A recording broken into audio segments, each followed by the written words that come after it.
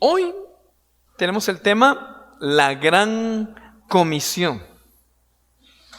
Y quiero iniciar con la siguiente pregunta. ¿Quiénes de los que estamos acá hemos experimentado el perdón de nuestros pecados? Levante su mano si usted ha experimentado el perdón de sus pecados. No todos, Yo les invito a que usted pueda experimentar el perdón de pecados.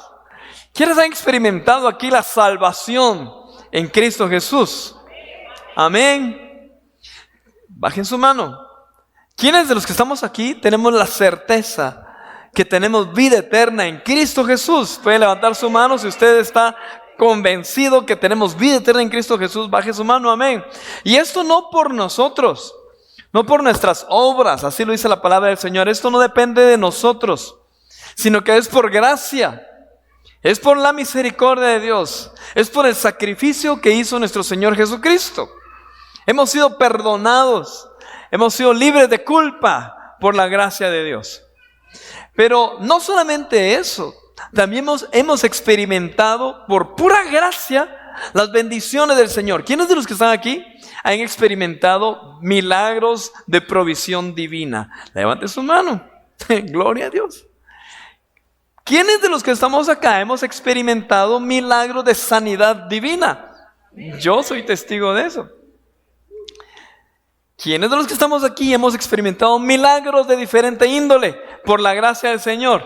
Yo he experimentado muchos milagros. Mis queridos hermanos, hemos sido afortunados. Dios nos ha alcanzado. Dios te ha alcanzado a ti, me ha alcanzado a mí. Esas experiencias que hemos tenido con el Señor, hermano, no debemos callarlas. No debemos quedarnos con los brazos cruzados y calladitos. Eso hay que decirlo. Hay que comunicarlo. La obra que Dios ha hecho en tu vida, debes darla a conocer. Hay personas que no han experimentado el perdón de los pecados. Hay personas que en su espalda, digámoslo así de forma figurada, llevan el peso de culpa. Llevan un peso de culpabilidad. Hay ataduras en el corazón. Hay ataduras en el alma. Usted y yo, por la misericordia del Señor, hemos sido libres. El Señor nos ha perdonado, el Señor nos ha liberado, Él nos ha transformado. Pero hay personas que aún no han experimentado esa libertad en Cristo Jesús. Y debemos anunciarlo. Debemos decirlo.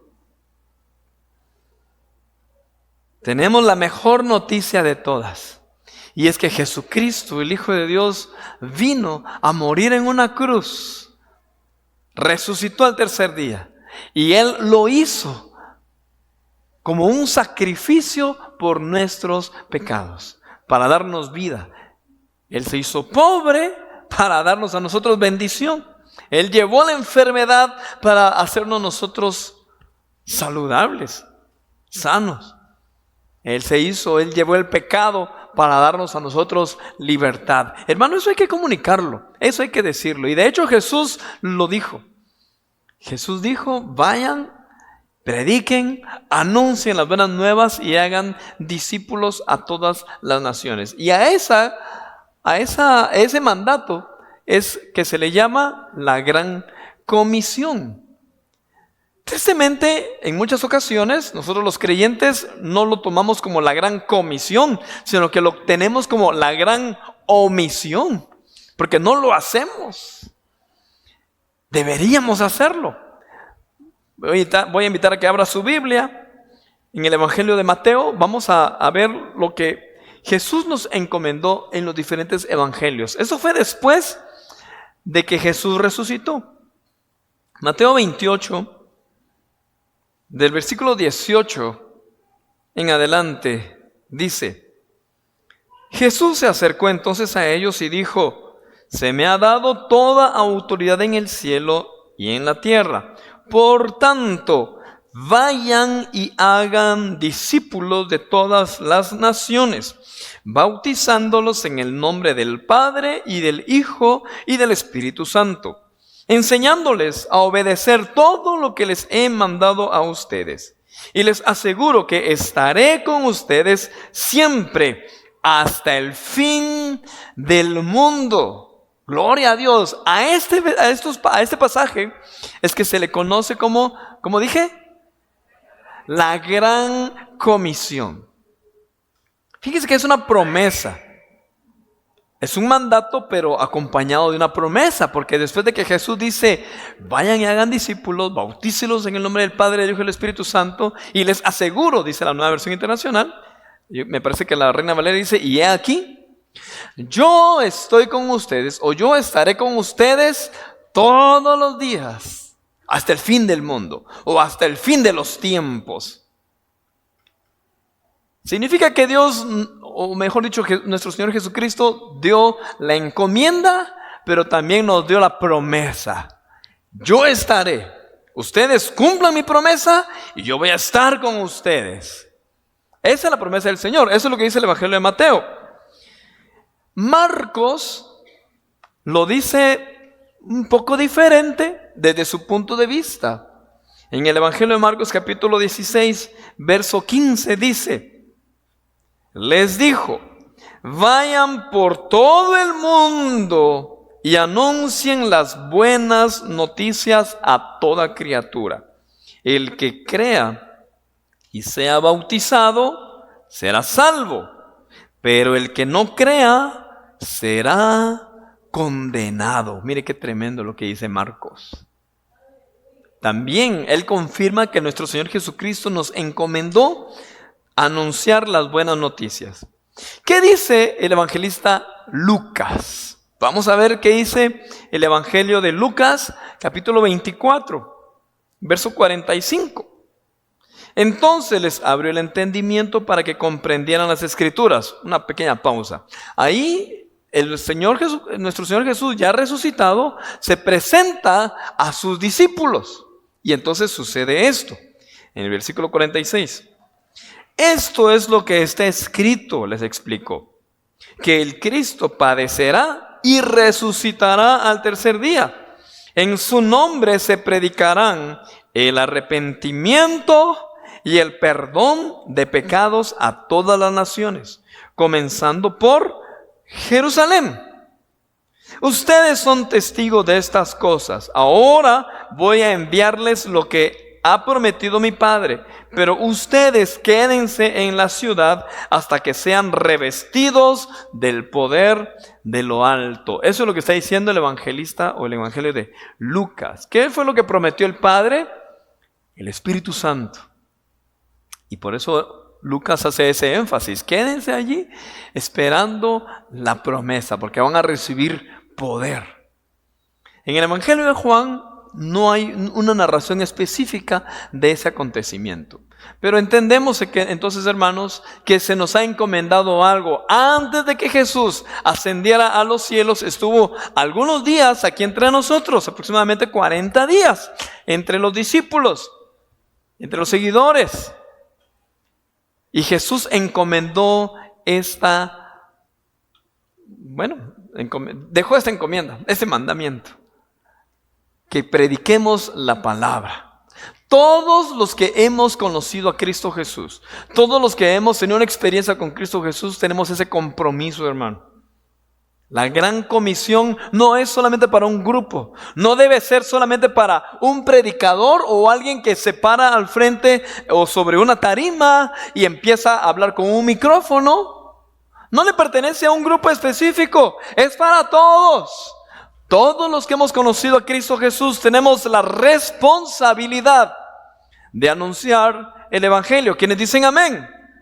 ¿Está de acuerdo conmigo? ¿Usted cree que todos los que hemos conocido al Señor tenemos esa responsabilidad? Y para ello debemos ser llenos del Espíritu Santo. Es lo que dice aquí la palabra del Señor. Ahora, Lucas no solamente escribió, el médico Lucas no solamente escribió el Evangelio de Lucas, sino que también el libro de los Hechos. Veamos lo que dice el libro de los Hechos en el capítulo 1, que prácticamente es la continuación del Evangelio. Dice: estimado Teófilo, en mi primer libro me refería a todo lo que Jesús comenzó a hacer y enseñar, hasta el día que fue llevado al cielo, luego de darles instrucciones por medio del Espíritu Santo a los apóstoles que había escogido. Versículo 3.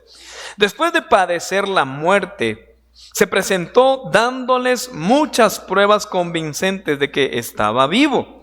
Durante 40 días se les apareció y les habló acerca del reino de Dios.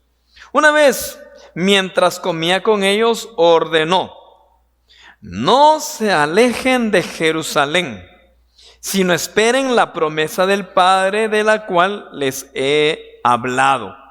¿De qué fue lo que habló? Versículo 5 lo dice: Juan bautizó con agua, pero dentro de pocos días ustedes serán bautizados con el Espíritu Santo. Entonces los que estaban reunidos con él preguntaron: Señor, ¿es ahora cuando vas a restablecer el reino a Israel? El versículo 7 dice: no les toca a ustedes conocer la hora ni el momento determinados por la autoridad misma del Padre, contestó Jesús. Pero cuando venga el Espíritu Santo sobre ustedes, recibirán poder y serán mis testigos, tanto en Jerusalén como en toda Judea y Samaria, hasta en los confines de la tierra. Según el Evangelio, o mejor dicho, según el médico Lucas, cuando estaba escribiendo guiado por el Espíritu Santo, el libro de los Hechos, inspirado por el Espíritu Santo, él escribió esas palabras que salieron de la boca de Jesús: recibiremos el poder y por lo tanto seremos testigos en Jerusalén, en Judea y en Samaria, y hasta lo último de la tierra. Queridos hermanos, usted y yo somos testigos del poder del Señor. Nosotros no tenemos o no tuvimos el privilegio de caminar con nuestro Señor Jesucristo como lo hicieron el apóstol Pedro. ¿Quiénes más? Menciónenme nombres. Juan, Mateo, Judas, y bueno, y ahí estaban, ¿verdad?, los apóstoles, caminando allá a la par, Tomás y todos los demás, ¿verdad? Nosotros no tuvimos esa oportunidad que tuvieron ellos hace aproximadamente 2000 años. Pero usted y yo hemos tenido la experiencia de conocerlo de una forma diferente. Quizás no lo conocemos físicamente, pero lo tenemos en nuestro corazón, hermano. Usted y yo, espero que así sea. Si usted está aquí sentado, espero que usted tenga la certeza de que ya ha conocido a Cristo Jesús. Y si usted no tiene esa certeza, ¿qué está esperando? Pídale al Señor que Él se le revele a usted. Que no solamente asistamos a las reuniones de la iglesia como una tradición o como una religiosidad. Es necesario que usted y yo tengamos un encuentro personal con Cristo Jesús, y puede ser diferente. Su encuentro con el Señor Jesucristo puede ser diferente al mío. Pero definitivamente lo importante es que tengamos un encuentro personal con nuestro Señor. Que lo conozcamos principalmente como nuestro Señor y Salvador. Porque en muchas ocasiones lo conocemos como Jesús, el Hijo de Dios. Perfecto, así es. Jesús, el sanador. Jesús, quien restaura. De hecho, aún Satanás, ¿verdad? Jesús, el Hijo de Dios, el Creador. Pero usted debe conocer a Cristo Jesús como Señor y el Salvador de su alma. Tenemos que conocer a nuestro Señor Jesucristo como quien perdona nuestros pecados. Así debemos conocerlo, y eso lo debemos dar a conocer. ¿Cómo es que nosotros podemos cumplir entonces ese mandato, esa gran comisión? Porque de verdad que es conocido como la gran comisión, hermano, y eso nos da a entender como que ¡ay, está grande! No está fácil. ¿Cómo vamos a anunciar la palabra del Señor a las naciones? Y como el Evangelio de Marcos dice eso, ¿verdad? Prediquen este Evangelio a todas las naciones.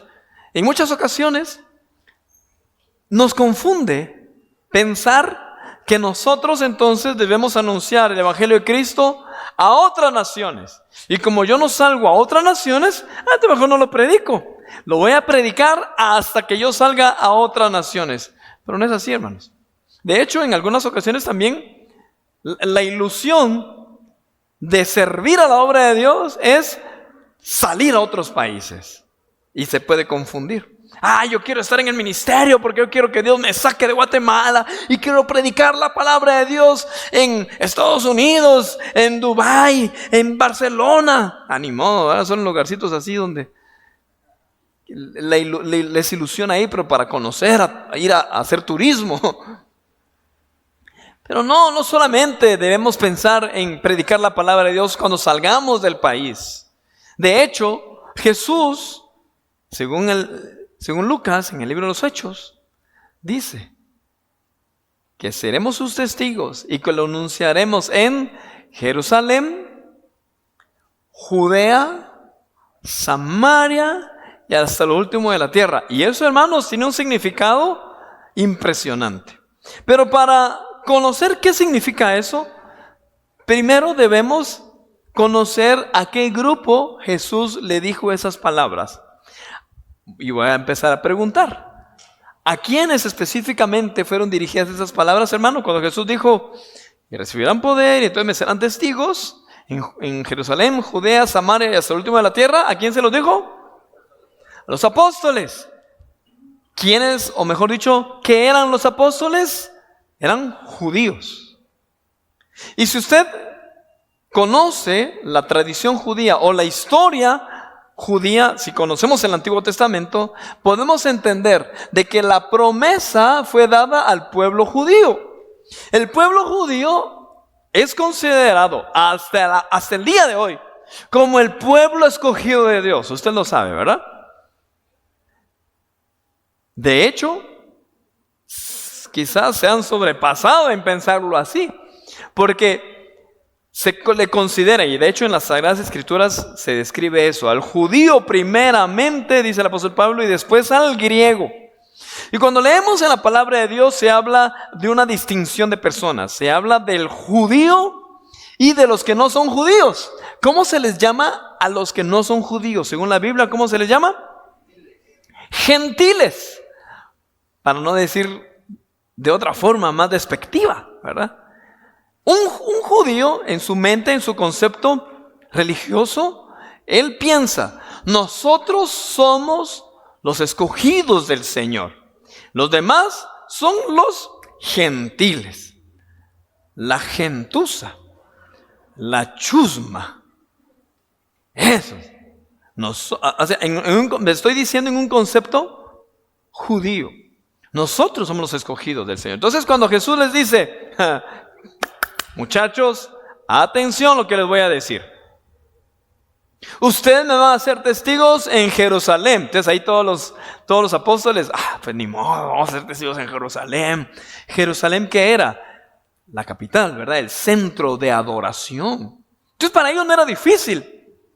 En Jerusalén, donde siempre venimos a ofrecer sacrificios, en donde está el templo. Para ese entonces estaba todavía construido el templo, ¿verdad? No lo habían destruido. Entonces para ellos era fácil ser testigos en Jerusalén. Después Jesús les dice, en Judea. ¿Qué es Judea? Es la región, como si estamos en Guatemala, digamos así, el departamento, ¿verdad? Como que si Jerusalén fuera el municipio y Judea fuera el departamento, algo así. Entonces, van a ser testigos en Jerusalén, en Judea, y entonces los demás discípulos dijeron, amén, vamos a ser discípulos, a ser testigos en Judea también. Vamos a testificar que Cristo Jesús resucitó. Y luego Jesús dice, en Samaria, y ahí a algunos como que no les cuadró mucho. Señor, perdóname. En la mente del judío de ese entonces, y de hecho en la actualidad, Samaria representa a esa región de personas que por un momento fueron parte del pueblo del Señor, pero que se contaminaron, se llenó de gentiles. Y eso la historia, usted puede leer el Antiguo Testamento y puede leer historia universal también. Llegó el pueblo de Siria, llegaron los persas, ¿verdad? Y entonces se perdió la cultura. De hecho, el pueblo de Israel, ustedes conocen, se dividió en el reino del norte, el reino del sur. El reino del norte fue el que se llenó de otras personas, que no mantuvo la pureza, digámoslo así, del linaje. Entonces, el pueblo judío que representaba, donde estaba Jerusalén, miran a los samaritanos como, los que se contaminaron. Esos ya no son parte de nosotros. Usted recuerda la parábola del buen samaritano, ¿verdad? Que hasta lo miraban así de lejos al samaritano. El samaritano, mejor dicho, fue el que tuvo misericordia. Entonces eso impactó en la vida de los oyentes, porque ¿cómo es posible que un samaritano? La mujer samaritana, ¿usted recuerda cuando Jesús se sentó con ella y los discípulos, ¿qué estabas hablando con ella? ¿Verdad? Jesús dijo entonces, me van a hacer testigos en Jerusalén, en Judea, en Samaria. Y ahí los discípulos, bueno, pues está bueno, vamos a hacer el esfuerzo. Y hasta lo último de la tierra. En nuestro contexto, cuando nosotros decimos lo último de la tierra, pasa eso que les dije ahorita.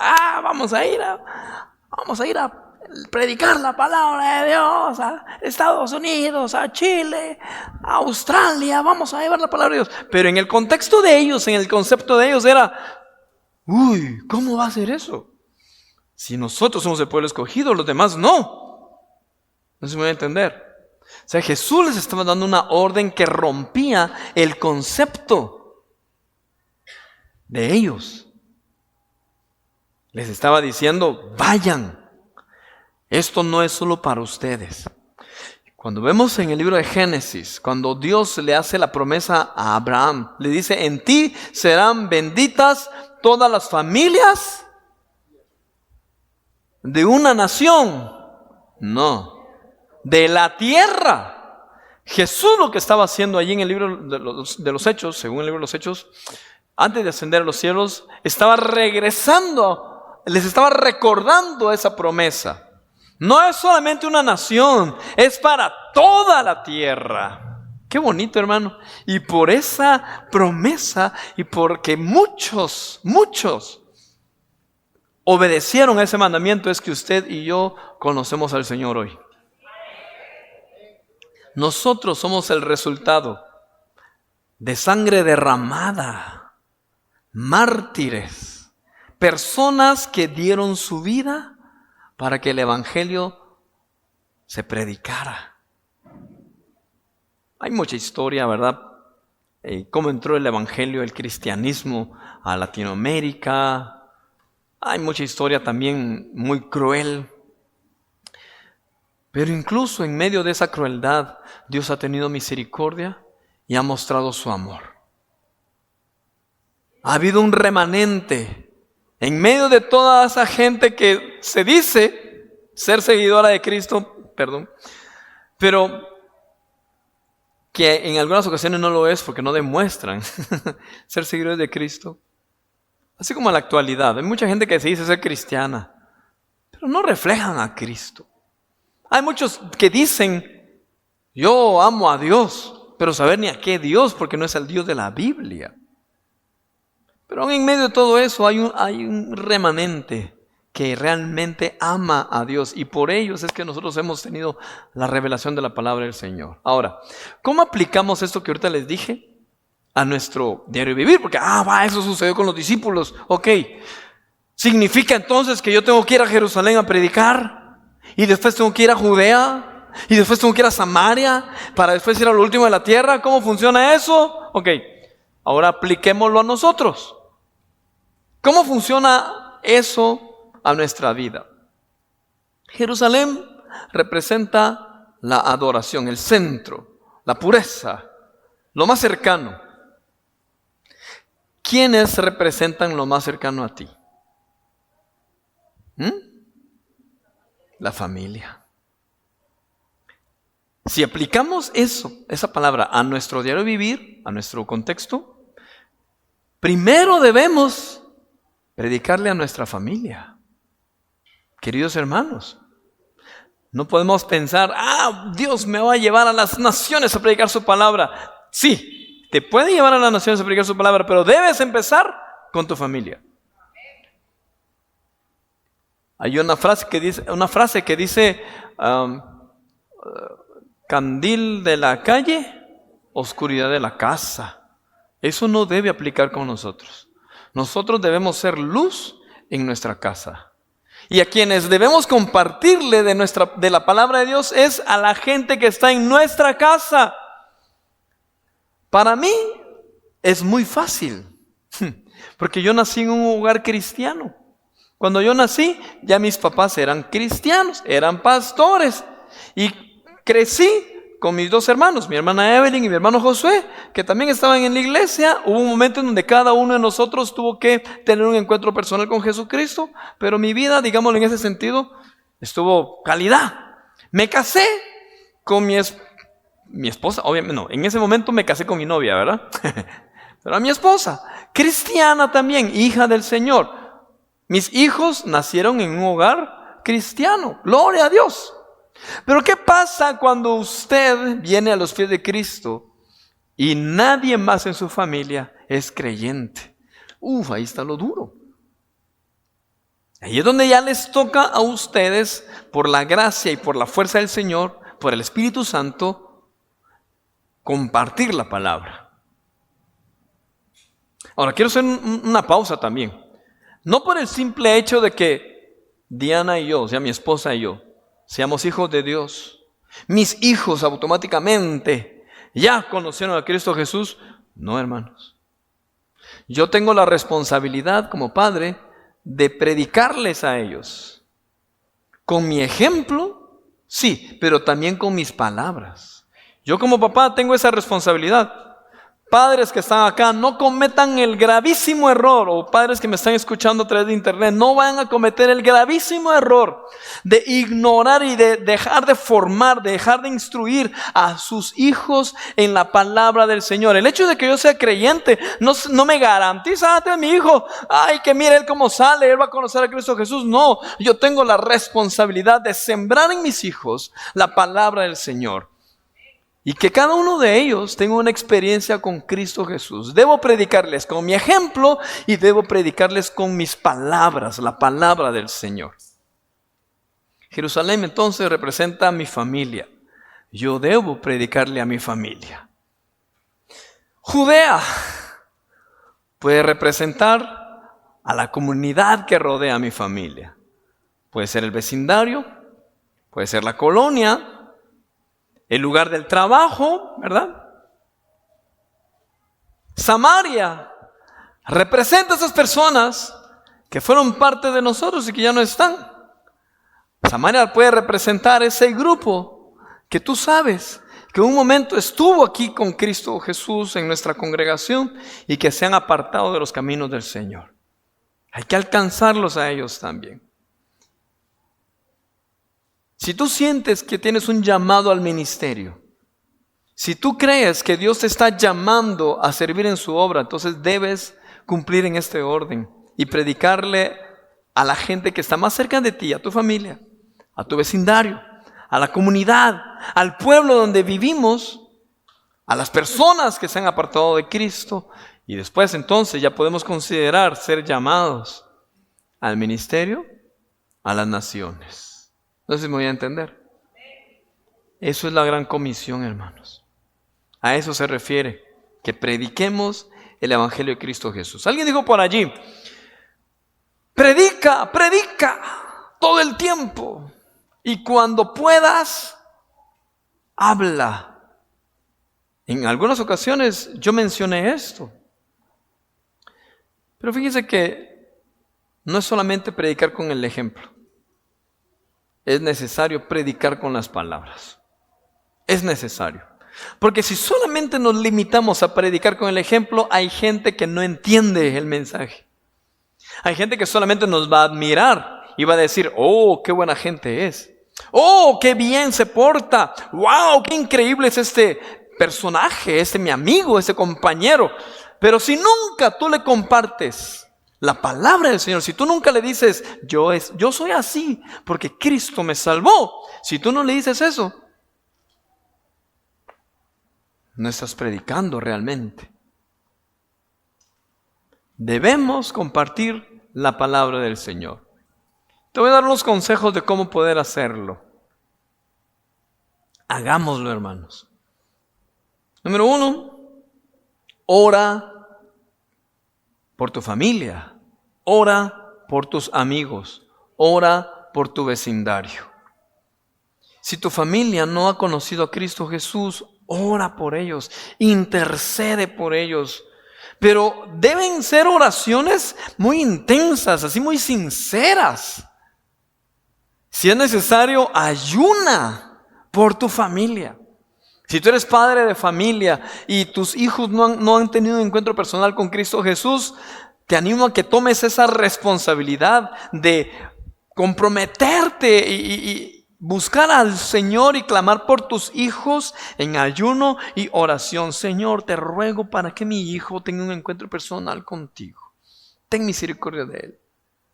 No obligar al muchacho si es que ya es un adolescente o un joven, ¿verdad? Decir, ya no vas a estar haciendo eso porque tenés que conocer a Cristo. No, debe ser voluntario. Oremos. Si tú eres creyente y tus padres aún no han conocido a Cristo Jesús, ora por ellos. No necesariamente debes ponerle las manos a ellos. No, tú en tu casa, arrodíllate y clama al Señor en lo secreto. Pide a Dios que te escuche en lo secreto. Señor, ten misericordia de mis padres. Ten misericordia de mis tíos, de mis primos, para que te conozcan. Y vas allí y expandiendo el evangelio. Entonces, número 1, ora por ellos.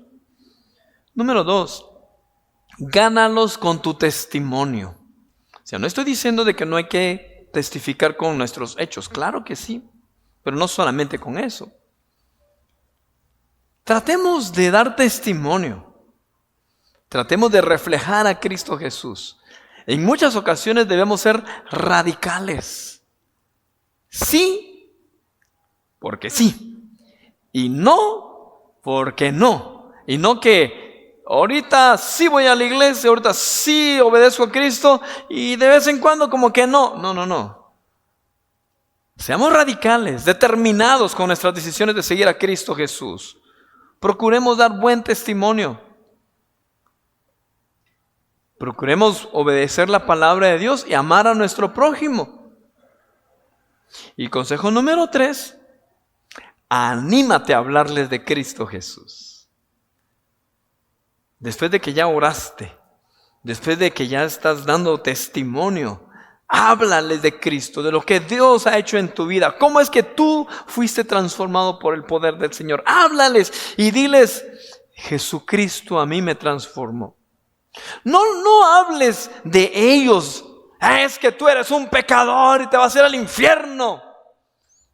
Es que ustedes son unos egoístas y el Señor los está castigando. No hables así. Mejor testifica de lo que Dios ha hecho contigo. Cómo el Señor te ha bendecido. Cómo el Señor ha tenido misericordia de ti. Así que, queridos hermanos. Bueno, me falta el más importante, que está en Hechos 1:8. Pero cuando venga el Espíritu Santo sobre ustedes, recibirán poder y serán mis testigos, tanto en Jerusalén como en Judea, Samaria, hasta los confines de la tierra. Necesitamos ser llenos del Espíritu Santo. Yo les invito a que se pongan de pie, por favor, y que asumamos esa responsabilidad. Tratemos de cumplir con ese mandamiento que el Señor nos ha dado. Esa comisión que Dios nos dio. Que no sea una omisión, que no omitamos esa palabra. Queridos hermanos, estamos en un tiempo de cosecha. Yo no sé si usted lo percibe. Pero estamos en un tiempo de cosecha. Estamos viviendo tiempos en donde hay mucha juventud que necesita conocer a Cristo Jesús. Alguien podrá pensar, es que los jóvenes de hoy están perdidos. Pues están perdidos, necesitan una luz. Necesitan escucharlo a usted. Es que viera que mis sobrinos no quieren nada con Dios. Al contrario, están gritando en silencio. Necesitan un encuentro personal con Dios. Estamos en un tiempo donde debemos predicar la palabra del Señor. ¿Quiénes de los que estamos aquí esperamos llegar al cielo? ¿Qué les parece que a ustedes o a nosotros, cuando el Señor nos reciba y nos diga, bienvenido Melvin? Se te hizo, mira Melvin, bienvenido a la eternidad. ¿Y quiénes vienen con vos? Y que nosotros le digamos, pues yo fui fiel, Señor. ¿Cómo así? Y que el Señor nos pregunte, ¿predicaste mi palabra mínimo a tu familia? No, Señor, yo fui de los que preferí que cada quien te conociera, Señor, por su cuenta. ¿Y testificaste en el trabajo? Señor, es que me daba pena. ¿Y testificaste con tus compañeros de universidad? Señor, es que. No, hermanos.